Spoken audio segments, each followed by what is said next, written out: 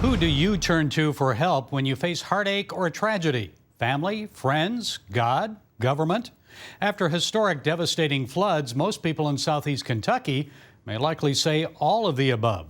So perhaps you're not facing a natural disaster, but you may be feeling anxiety over recession, high inflation, mass shootings, finances, family issues, or the COVID pandemic. You're not alone. About 1 of every 5 American adults experience anxiety disorder. So what can you do about it? Joining us is New York Times bestselling author Stephen K. Scott. His latest book is The Joseph Principles, Turning Adversity and Heartache into Miraculous Living. Stephen, it's good to have you here to discuss this. And wow, Americans are really facing a lot of heartache and tragedy these days. Natural disasters in places like Kentucky, crime waves in our major cities, illness. First, I've got to ask you, is this unprecedented, or are our social media, the 24-hour news cycle, just making us more aware of all these things that's causing this adversity and heartache? Well, I think the answer is no, it's not unprecedented. I don't know of any time since Christ or even before Christ where there's been a general peace, where everything's gone great, where economic times have been terrific. And even that doesn't free us from anxiety. Anxiety is something we go through one-on-one. And people, Jesus gave us the perfect answer. We get into it in Joseph Principles, and we literally show people how to turn off the power of their anxiety, their stress, their worries, because all of that comes from the future. When our mind is in the future, and Christ gives us some reset buttons that when we hit those buttons, we're instantly into the present moment with God, with the people that we're with. And guess what? There is no stress, worry, or fear in the present moment. When we're in the moment, it's us, God, and whoever he puts in front of us. And we don't have time to worry. In your book, you remind readers about Joseph, who was sold into slavery by his brothers. Why Joseph? What's the main lesson from that Bible story? Well, there's a bunch of them. In fact, we see 12 principles in Joseph's life that all of us would like.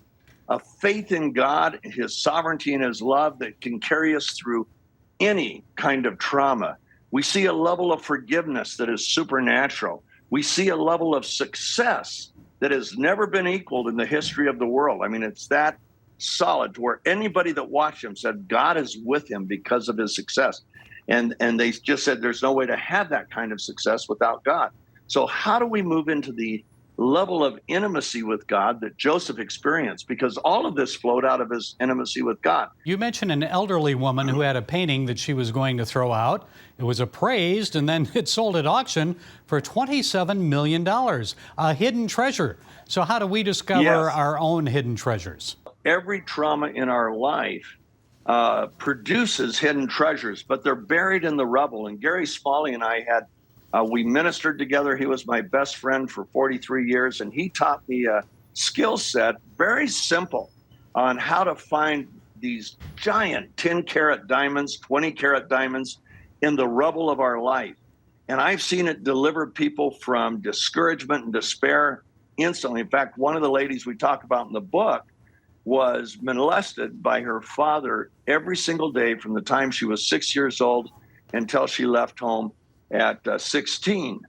And that